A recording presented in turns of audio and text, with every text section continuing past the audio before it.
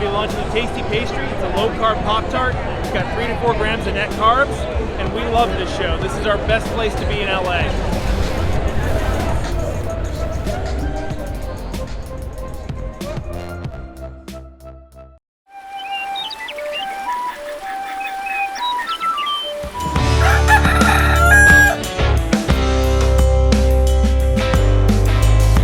Welcome back to Legendary Foods Muscle in the Morning. I'm Dave Palumbo, and today is Monday, December 19th, 2022. And let's find out what's going on in the world of bodybuilding and fitness. We'll save all the Olympia stuff for Wednesday and beyond, which means that you'll have to stay tuned until then, because for now, we're diving into a handful of potential names who could end up having a big part of rewriting the entire Olympia script next season. And we're starting with Sergio Oliva Jr. If you're a Sergio fan, you have to love what you're seeing right now, because this is probably the best stretch that he's put together over the last 12 months. When he's dialed in like this, Sergio's shown that he has the ability to be the best and most electric entertainer in all of bodybuilding. And if this is the Sergio we're going to see throughout the 2023 season, there's a good chance we see him making the long trip back to Vegas next season. Another name who could potentially fall into that same category as Sergio is Patrick Moore, who's in the process of working himself back into championship form after dealing with a major injury a few months ago. Now, because Patrick had already planned to take a red shirt on the entire 22 season, if there was ever a good time to get bitten by the injury bug, this was it, because his body was probably in the most rested state that it's been in since back before he turned pro.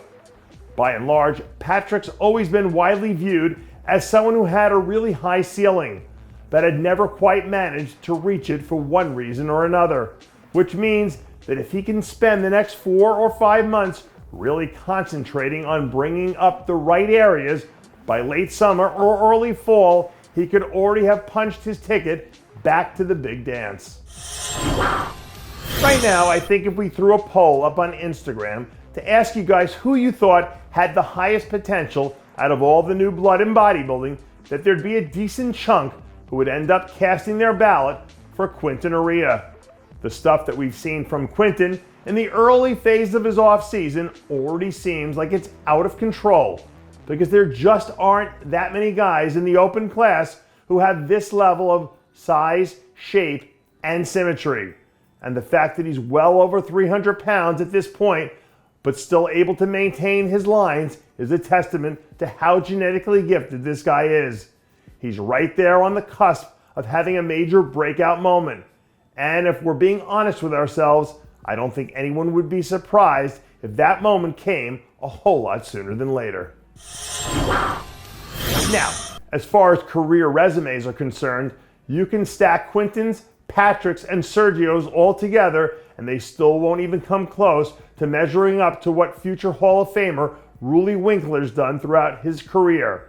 Granted, it's been a while since we've seen Roelly be Roelly, but that could have also been because he was dealing with a lingering shoulder injury that hadn't been addressed up until a few weeks ago when he went in for surgery. Because now that he's finally able to start making some headway again, you can't rule out the possibility of him trying to run it back one more time if he thinks he still has enough left in the tank. When Roelly Winklaar is in full beast mode, he's one of the very best to ever do it. So if he can dig deep into the tank to come back at 90 to 95% of that guy, that in and of itself might be enough to give him a shot at earning some major titles. And that does it for yet another edition of Muscle in the Morning. I'm Dave Palumbo, reminding you to always be true to your passions. And make sure to follow us on Facebook, Twitter, and Instagram.